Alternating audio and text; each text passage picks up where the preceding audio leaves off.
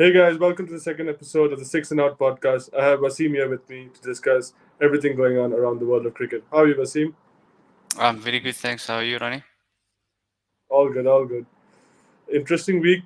Interesting week this past week. Some couple of squads being announced for the World Cup. Couple of close games in the IPL. What did you make of it? Yeah, it's been a good week. Been lots of news and things to follow. I haven't been able to follow everything, but it's been good. I enjoyed some of the matches of the weekend. I've obviously had a close eye on the South African World Cup squad, and I'm sure we're going to discuss and get into those squads very soon. Yeah, I was thinking we could start with the squads today because I think that's the talking point up around the world. Let's start with the South African squad. So I'll just read out the squad for y'all. It's Quinton de Kock, Reza Hendricks, Ryan Rickelton, Aidan Markram, the captain, Heinrich Klaassen, David Miller, Tristan Stubbs, Marco Janssen, Viral Kodzi, Kagiso Rabada, Anrik Nokia, Otoniel Batman, Keshav Maharaj, Tabre Shamsi, and Fortutin. What did you make of the squad, Wasim? I think it's a solid squad in terms of got a few good spinners, some quality fast bowlers, and a powerful batting lineup. I think the one name I feel is a bit unlucky not to make it was Nandre Berger. I think he burst onto the scene for South Africa in the last say 6 to 9 months and did really well. And so I thought he'd be an automatic pick, given that he also did well in the IPL and in the games that he was playing. But they seem to have gone with Anrich Nokia, tried to back him, and he's had a troubled time since he's back in the IPL, been hit for quite a few boundaries. He just hasn't looked his himself. So I think it's quite a risk taking someone who's been injured for a long time and then secondly hasn't had his rhythm. So he's got a month to really get that going. Given the fact that he's not even in the Delhi Capitals team at the moment, that's a concern. So I don't know if he's going to get that rhythm that he needs. And so it's a risk picking him in the squad. Whereas I would have gone with someone like Berger, who offers similar sort of pace but more control, and also a left armour who offers swing up front. So I think he would have been a good selection. So I think that for me is the only real pick that was contentious. I feel they've obviously backed Nokia given his long track record, but I think it's a risk and not a risk I would have taken. But let's see what happens as the tournament gets closer. Your thoughts on that? Yeah, I was pretty surprised to see two almost uncapped players in the squad. Ryan Rickelton and O'Donnell Bartman both haven't played for South Africa as of yet. But I did like what I saw of them in the SA20. I think Ryan Rickelton was the highest run scorer this SA20 as well. Absolutely blistering with the bat. Gave MI Cape Town the starts they needed. O'Donnell Bartman as well, especially the back overs for the Sunrisers Eastern Cape Town. I think he was really, really good. The biggest concern, I think, for me would be the number 7-8 spot. I think Janssen is a lock at 7 for now. But I don't think that South Africa has the depth in batting as compared to the other powerhouse sides like England or Australia, for instance. So I think that is some place where teams could go after them. And I don't think that Fortutin would make the squad as well, to be honest, because I don't see Fortutin and Maharaj playing together at any point of time. I mean, in the same level. They might play separately, but I don't think that any of them would make the same 11. Yeah, I agree with you. I think that is also another point where a lot of people have asked. You've got two spinners who probably would play in a given 11 at the best of times. If it's a spinning deck, I doubt they would have gone with three. So why pick three spinners in your 15-man squad? You could have potentially then gone with another all-rounder, as you say, boost that some 7-8 spot. Maybe a Vian Mulder, for example, could have done a job there. So, and then you've also got Markram and Stubbs who could fill in with overs if it's a real spinning track and you need a spinner. So was perhaps a bit of a luxury to go with Fontaine as well. But then again, you see India picking four spinners, and then you think, okay, three is maybe not as bad. So, and I think some other teams have also got quite a few spinners. So they're expecting slow wickets, and I think Fontaine, given that he's been very good in the SA20 both years, he's been consistent, and he's never really, would I say, let South Africa down. So I think they've gone with him, they've backed him as being another potential option, especially up front. He's very good in the power play. So I think that's the reason they've gone for him. But it's yeah, it's quite interesting because if South Africa do lose, let's say 3 early wickets in the power play, then with only Janssen at 7 and not much after that, I think they would be at the risk of falling away if it's a chase, or if they're batting first, they might have to then go into the shell a bit, to protect wickets. And so I think whereas other teams they bat deep down, so they know they can go hard no matter if wickets are being falling. So I think that's the concern for South Africa is their top six is extremely powerful, but if they don't click on a particular day, 7, 8, 9, 10, are they going to make much of an impact to a system? I don't think so. So that's a big concern. And who do you think would be the openers in this 11? I think there are three, potentially four if you count Markram as well. So you have Rickleton, Quinton de Kock, Reza Hendricks, and potentially Markram as well if you want him to open the batting. So how would you think the top six stack up for them? I think given that Rickleton is a uncapped player, as you mentioned, I think he would be the one that would sit out. So they would go with Hendricks and De Kock. They've played a lot of games together as well as a combination in this format. So I think South Africa would most likely want to go with him, and then back Markram to be at 3 to given that he can open, so he knows what it's like to face the new ball. But the fact that he's been batting at 4, 5 in the limited overs format, I think he's adept to coming in later on as well if they don't lose early wickets. So I think he'll be suited for the number 3 role, and then Rickleton will be the spear batter if needed. And then because you've got Klaas and Stubbs and Markram and Muller, who are all players, who can bat in different positions, I think that they pick themselves and they'd be able to adjust, if there was a change in the lineup. So I think the batting top 6 picks itself, with Rickleton being the spear one. Yeah, I think the top six is really, really stacked. And I think bowling wise as well, they're pretty much covered on most fronts. Like you have good pacers there, you have extreme pace, you have a couple of smart bowlers as well in Bartman and Rabada.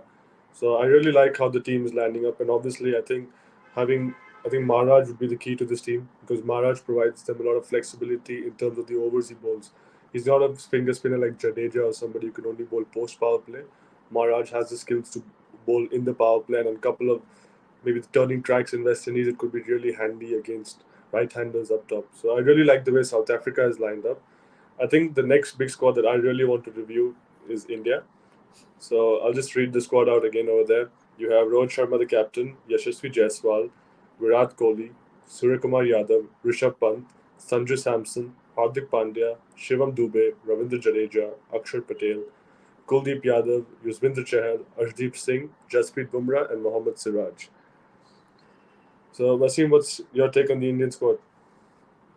I think when you look at the squad and you realize who's not in the squad, you just realize how strong it is. It's a real stacked lineup. The fact that a Shuman Gill is a reserve, he'd make any other T20 squad, I would say, internationally. So the fact that he's a reserve just shows how strong India are. They've left out some other big names as well. So I think they are really strong. I'd like to get your take on it as well, just to see what your initial thoughts are when you heard the squad, and then I'll give you my feedback as well. Yeah, I think for me, the squad, first biggest omission for me was Rinku Singh. I thought Rinku Singh, over the limited chances he has got for India, has been absolutely amazing. He has a strike rate of 190. He's averaging above 70. So, I mean, he's not no wrong in Indian colours. And it's been unfortunate that he hasn't got much chances this IPL. But I think he had to be in the starting 11, not even the 15. He had to be in the starting 11 for India going into the World Cup. A bit surprised to see Akshar and Jadeja both picked together because, again, oh yeah, like I said, for South Africa, I see only one of them making the team. I don't see Jadeja and Akshar Patel in the same level. Uh, Happy for Yuzi making the squad back. He's been out for it. He's had a decent IPL for Rajasthan. He's a purple cap contender throughout, so happy to see him there. But again, I feel that Rinko is the only one who's really missed out. I wasn't expecting anything extreme from the Indian selectors. They haven't been pretty extreme, or they have not gone. like dropping Virat Kohli or dropping Rohit Sharma. I don't think that was ever expected from the Indian selectors. So they're pretty much on course. Happy with the two keepers as well. KL Rahul as well was in the mix. But as they said in the press conference today, that again KL Rahul is somebody who likes to bat up the order, whereas and that was already crowded, pretty crowded itself. So they've gone for two keepers who bat in the middle order. That is Pant and Samson. So overall, pretty happy. Just feeling that Rinku could have made the cut as well. Yeah, I'm in agreement with you. I think Rinku Singh is a very, very good player, and like you say, he hasn't performed badly when he has played. And I think he's one of those players that gets labeled as a finisher because he's done it on numerous times for KKR. But I think he's a better batter than just a finisher. I think he's good enough to go up earlier and steady the ship if they lose early wickets. I think he's got the technique for it. So he's not just an out and out slugger. He's got quite a good technique, and so I feel that he's been done hard by. He's been hard done by, given the fact that, like I say, he's a very good player. But India, I think the problem with them is that they've got so many good players that if you then omit one player to accommodate another, you might have to shift the batting lineup because some of them, bat high up in the order. So I think the selectors probably felt they needed to back one or two players and then, go with him. And I think it's still a very, very good squad. I think they've got enough quality to score big runs, to take wickets, to control games. I think the all rounders are going to be vital for them, especially in if it's going to be slow pitches. Because I think Jadeja, he really knows how to impact the game, whether it's with bat or ball. He's such a clever player. So I think they've got a few of those type of players. So I think India are extremely strong. Would be one of the favorites, especially like I say, if it's a slow pitches. I think they'd be one of the favorites for me. And yeah, I think it's a lot of them are also in good form. I think Rishabh Pant has been superb. Kohli's been batting well. Sanju Samson. So there's quite a few of them who are in good nick as well. I think that giving in this format is so important because form is not something that just comes when you need it. It's the game is so fast that guys need to be at their best, and I think a lot of these guys currently are. Just coming to the point you made about pitches. So India play all of their group games in America, in New York, basically. And in New York, they said they're going to have drop-in pitches made from Australia. So I think that was a pretty interesting take. That considering even that they have gone with the four spinners in, the bowling lineup seems a little light to me, and I think the question for India is the terms of balance they play. Because the last World Cup they went in with a six bowler strategy with Hardik batting in the top six, and then they went in with the top six and five bowlers apart from that. But this World Cup, I think they're more like inclined to playing Hardik at six, basically playing Hardik at six, maybe a finisher at seven, and then again go 8, 9, 10 with Jadeja in it as well. So I think they'll play five bowlers this World Cup, but I feel the bowling lineup is a bit too thin and a bit too over reliant on Bumrah. Yeah, that's the risk. I think when you only have a few fast bowling options and you have so many spinners, if it's, let's say, not a slow pitch, then you're going to rely on Pandya to bowl his 4 overs. You've got Siraj as the option, but you don't have a lot of options. Whereas certain other countries have more options. So I think that's the thing. But with T20 these days, and especially how the IPL, the pitches were so high scoring that the bowlers didn't matter who your bowlers were; they were still going for runs. So I think maybe India have gone with that and said, you know what, we're going to take the risk. We're going to go with a lot of batters. We're going to go with all rounders, and we're going to go with a few out and out bowlers. But we going that's not going to be necessary. So I think that's the thing maybe that they've gone with. But it's interesting that they've gone this way. But it's look, the squads can still be adjusted, given that the final squads only need to be confirmed at the end of the month. So you never know. A couple of injuries here or there, and squads could then be altered. Or if the form of certain players is not what it needs to be, then maybe selectors would make changes. I don't know. Yeah, I think now I'm going to move on to a group's favorite team, which is the Australians. We talk most about the Australians than any other team involved in the World Cup. So again, over there with Mitchell Marsh, David Warner, Mitchell Marsh the captain, David Warner, Travis Head, Josh Inglis, Matthew Wade, Tim David, Marcus Stoinis, Cameron Green, Glenn Maxwell, Ashton Agar, Adam Zampa, Pat Cummins, Josh Hazelwood, Mitchell Stark, and Nathan Ellis. Your take on the squad, and obviously no Jake Fraser McGurk, who was most maybe the hottest young batsman going around right Yeah, I think that was a bit of a surprise for me. I thought he would have broken into the squad. I think he's been amazing for the Capitals. He's showing no fear, and the style of hitting is not just blind hitting and swinging. It's actual good cricketing shots that he hits, and I really thought that he would sneak his way into the squad, especially with one or two players not in the best of form. David Warner, for example, the captain's currently injured, so I think that was a risk that I thought they would perhaps not take, and they would go with a Fraser McGurk, who's really exciting, but they've gone with backing the main players, so to speak, and so I think that's a risk they've taken, but they've achieved greatness over a long period of time. So Australia know what they're doing, and I think they're not going to mess with the winning formula. So it's worked in the past. Who are we to have a go at them? I think that's the thing. But it's a very very good squad as well. Most of these players have been playing in the IPL, so they'll all be into the format and ready to go. So I think Australia again, another stacked team, another team who could and probably would be in and around the favourite stag. Yeah, for me, I think Cameron Green was an interesting one, but I think it's obviously to do with the injury concerns of Mitchell Marsh because Mitchell Marsh is currently ruled out of the IPL, and I think that's why Cameron Green was taken into the squad almost as a replacement for Mitchell Marsh. So if anything was to happen to Marsh, he's someone who can bat in the top three and bowl a couple of crucial overs as well. So I think that's the reasoning behind Cameron Green.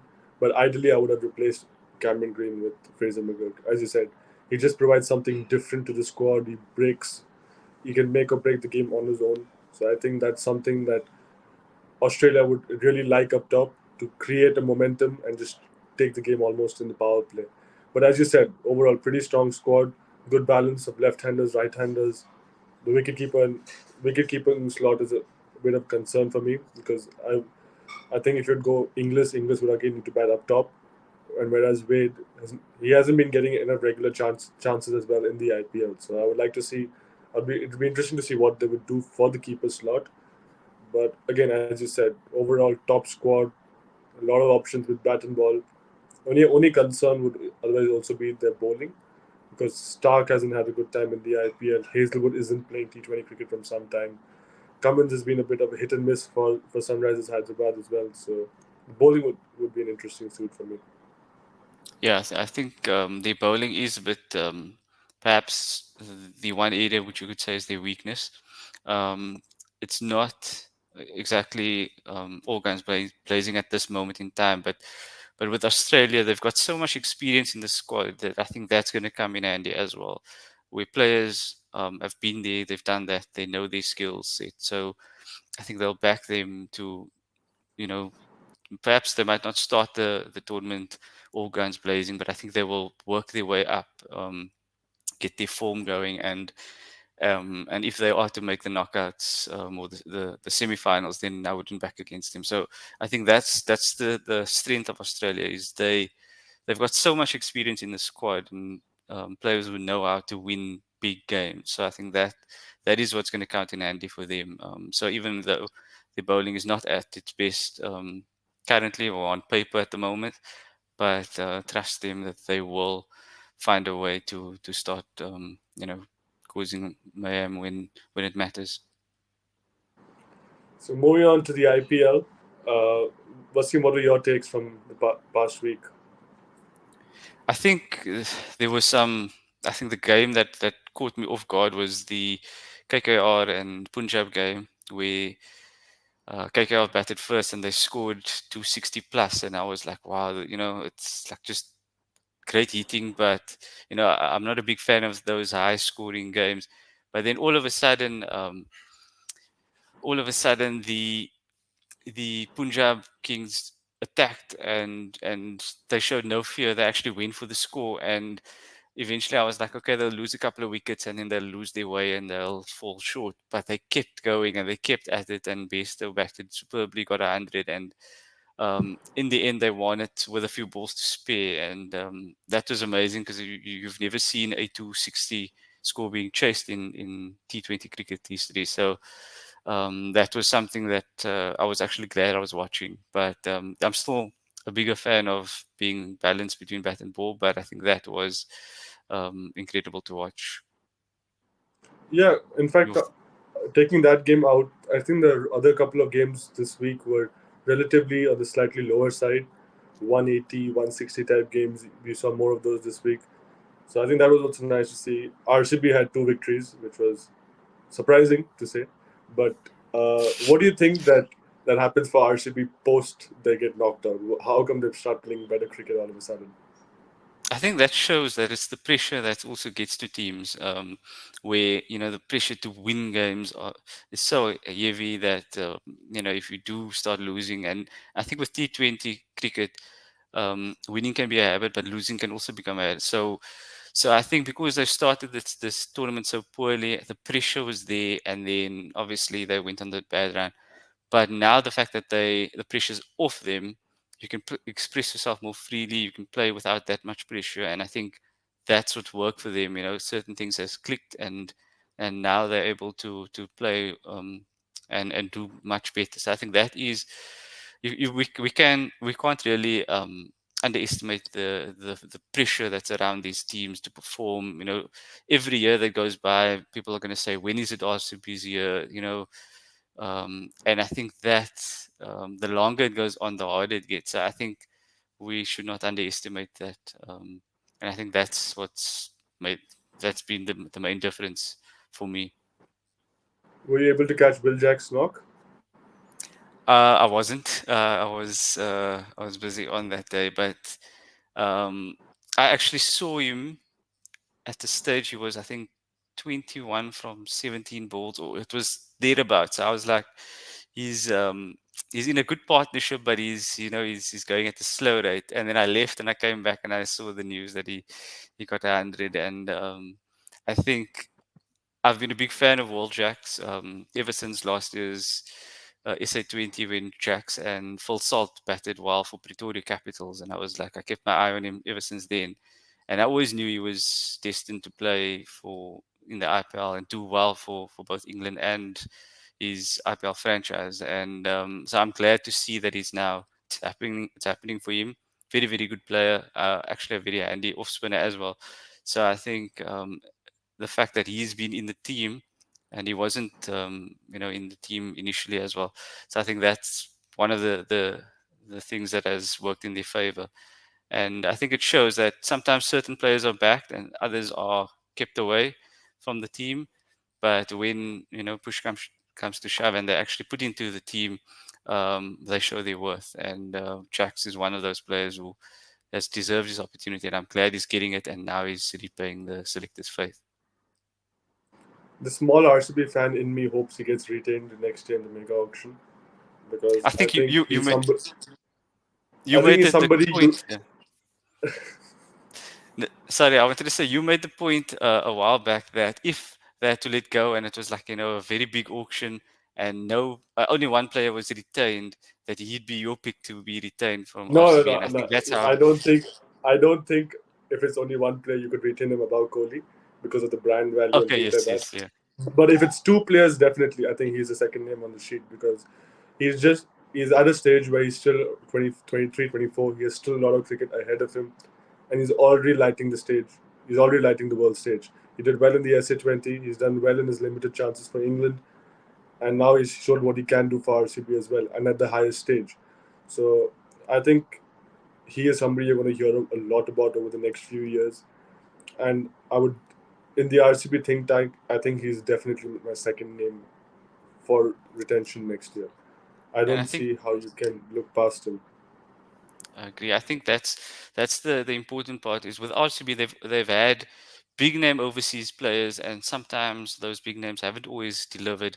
And here you've got a player perhaps not as big name or as headlining as some of the players in the past, but he's shown that he's got the character to handle playing for RCB and handling that pressure. So I think it's good to see because, like you said, Kohli's been amazing, and they just need a few other players to stand up consistently to make that franchise, great again. Yeah, one other team I would like to discuss is CSK. They did win against Hyderabad past week, but out of the last four games, they've had three losses: two to LSG, one to Punjab, and it's just not, things aren't going their way. Ruturaj isn't winning a toss. I mean, he's complaining about it every second game, but there's nothing much you can do because I think in the second innings in Chennai with the dew coming in, it becomes really, really hard for the bowlers. So, what did you think about Chennai over the past week?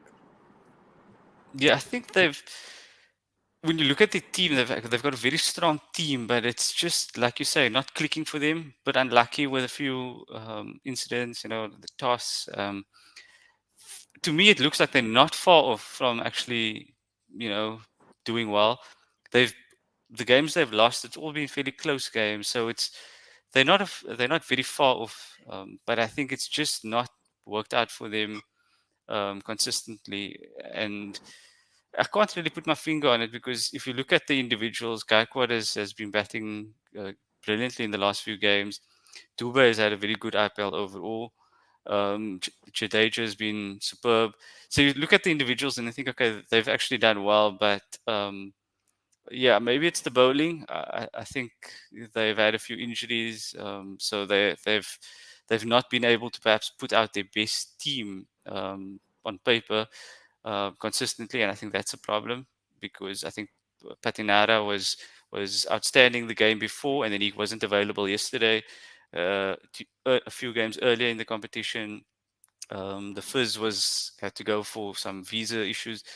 He then came back. He's now going again to, and I think played his last game yesterday. So they've had a few issues with regards to selection because of external matters, and I think that's impacted the team. So it's just one of those things where things just haven't worked out for them. Where you get other teams who are able to play the same 11 every game because things are in place. So it's one of those things where you can't really fault them too much. But yeah, with a few games to go, you never know if it does start to click for them. You never know. But I was surprised to see them lose 3 out of 4 games where I'm going they to be normally. slightly more. I'm going to be slightly more critical of Chennai. I think, especially up top, Rahane and Gaikwad isn't working for them.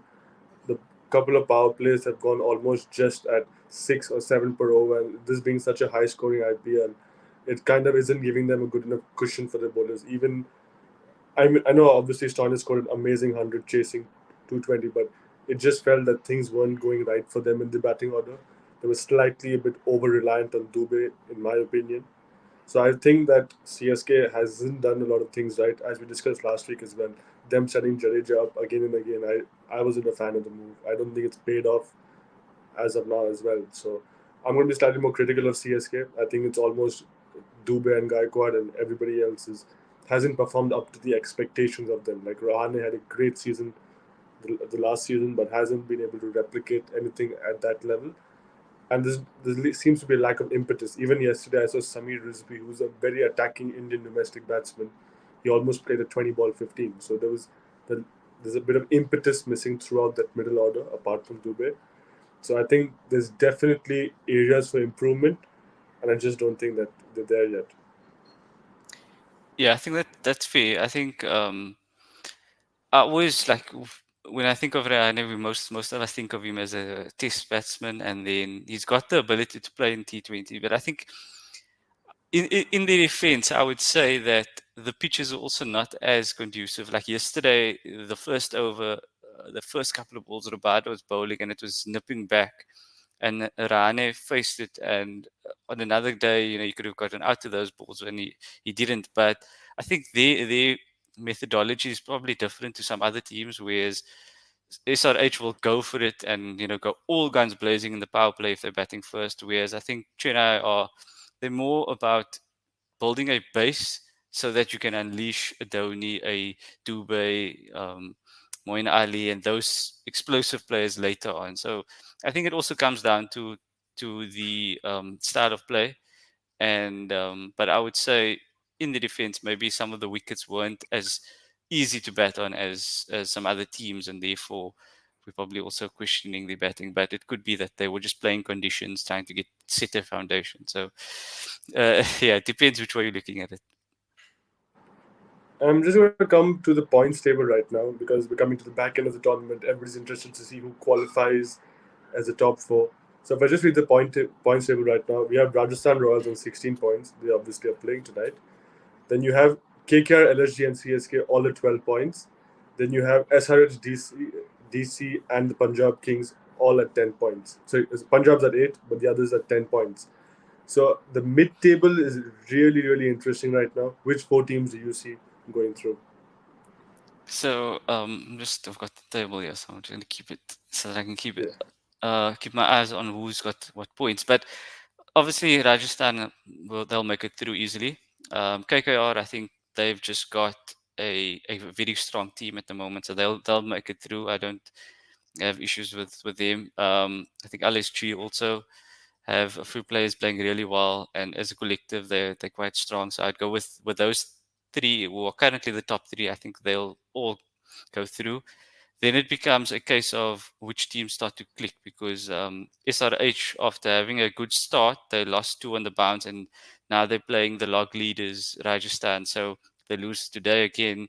The pressure's on them. So and then Delhi have played a game extra, so they are in fifth place at the moment or sixth place at the moment, but they've played a game extra, so it's a bit difficult to judge. I think from yeah, I think the fourth team would be one of CSK, Sunrisers or Delhi. I think Gujarat haven't clicked as a team. Lost too many games which they probably shouldn't have. Punjab are making a run now, but it's a bit too late, I think. And then Mumbai and RCB are probably out of it, too far behind. Even if they do go on a run, still too far behind. So I think I would go with SRH being the fourth team to qualify. Your side? Yeah, I think Rajasthan obviously have been superb. Overall, amazing team. And the best thing for Rajasthan has been that almost every game somebody else is putting the hand up. You've had Sanju put his hand up. You've had Riyan Parag. Dhruv Jurel has come to the party as well. So I think that's been the good thing for Rajasthan. So as a whole, I think the team is too good, and I don't see them messing things up from here. I think they'll definitely go through. KKR has had a couple of tough games recently. They did win against Delhi, but they had a couple of tough games. So it's just almost the top two, three team, include and CSK and KKR almost are tailing off as the tournament is reaching the peak stages. So that'll be interesting to see. But I do see KKR and Lucknow making it through just like you. I do think Sunrisers just sneak in because a couple of games when they're batting first, I think they just blow out teams away. So I see Sunrisers actually taking that fourth spot in for me. Yeah, I think with Sunrise is they've got a team of match winners, especially the overseas match winners. Are if they do click, then Klassen will take a game from you away from you very quickly. Travis Head has done that already, and if he does it in one of the games to come, you fancy that they just need one of the big name players to click, and Yeah. that will be a game won. So I don't think.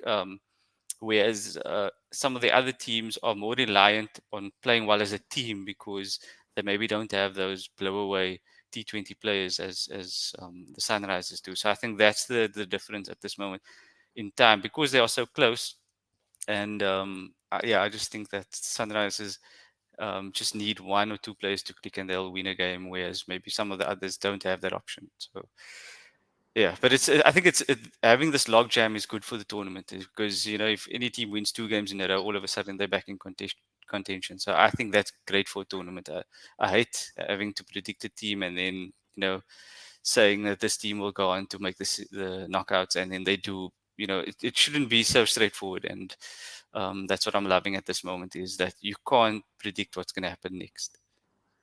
Yeah, because even like you said, like KK is sitting on second with 12 points, but they aren't guaranteed of anything. Things could easily go south for them. They have a couple of away games coming back to back. So things could easily go south for them, and then maybe you come fifth. It happened with Rajasthan last season. I don't see it happening with them this season, but as you said, like the table is so tight right now. Two games here or there, you lose your momentum as well. It's almost like things just stop falling in your favor. So let's see. I think this is going to be a pretty interesting year. I hope I'm wrong on the top four teams. I hope we have a couple of more upsets, make the tournament more exciting. I hope we have the last day where the run rate and all is coming into the picture. We need to win by these many runs, or something like that. So that'd be really Uh, cool. And I think, I think yeah, I we're think in for a my good couple of. secret the team that I secretly want to do well is Delhi.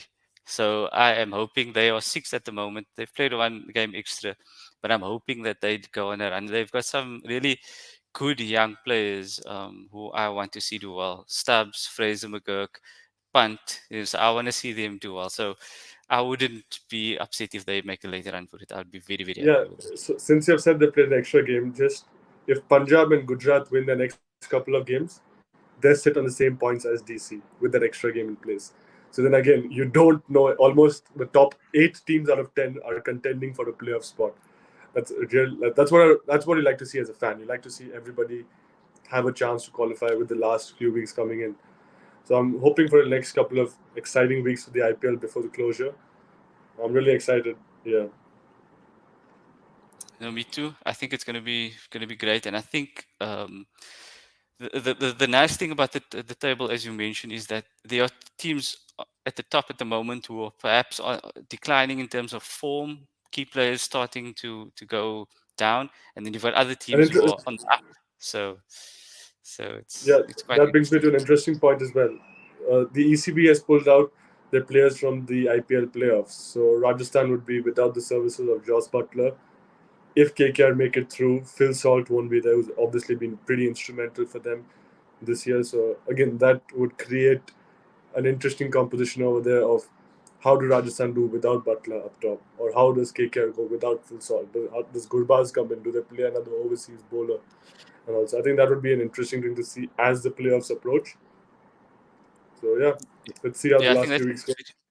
I think that's very important also because teams also need to keep one eye on trying to win the current game, but also another eye on if we make it through, who's going to be our players, our overseas players. Have they been given a run in the team? And sometimes I look at like Rajasthan, for example, they've got a Donovan Ferreira who hasn't played a game. So if you're losing a Butler, for example, and you force, I'm just using it as an example, but you're forced to pick a Ferreira. He's not played a game in the whole IPL. So I think teams also need to keep an eye on who's going to be the players to come in and give them an opportunity perhaps a bit earlier as an impact player, for example, just so that they are involved. Because obviously, when it's the knockouts, there's no room for error. So quite interesting Yeah, to I see, think and it's the dynamic another it's showing. option for the Rajasthan is Tom Cadmo. He's a more like for like replacement. Ferreira being more of a lower order hitter, Yes. and TKC batting in the top order. So they could go TKC, KKR could go Gurbaz because both of them play a similar role. But as you said, the form is not there sitting outside. On you never know how a bench player would just come in and hit the scene. So it'd be pretty interesting. Being an RCB fan, it's okay. So I know because Will Jacks is going, is all going in practice anyways. So that's fine. I think it's been another fun episode recording with you, Wasim. To all our followers and viewers, please follow Sportycast on all its handles across Twitter, Instagram, and YouTube. And that's pretty much it from my side. Anything from your side, Wasim? Yeah, I think it's been a great week, and the week ahead is promises to be as exciting, if not more exciting, given that the games are becoming less for teams, so the margin for error is smaller. So I'm yeah looking forward to the week ahead, and I think now that certain players have gotten the World Cup squads spots secured, I think they might also play more freely because now there's a bit of a purpose. Now I need to get myself in form. I've made the squad. I need to do this or do that. Whereas before, perhaps there was a looking over the shoulder type of thing, and players now have the certainty, so they might play better given that they know they've made the squad. And it's just quite interesting because, like for example, Anrich Nokia, he might now come back into the Delhi team, for example, in place of Lizard Williams because Delhi might think, okay, he's in the World Cup squad, he's going to have a point to prove, so let's pick him. So I think that's made it a extra dynamic that could impact the week ahead. Yeah, so let's see how the week ahead goes. Hopefully, we'll be back next week for an episode, and we can see all our fans then.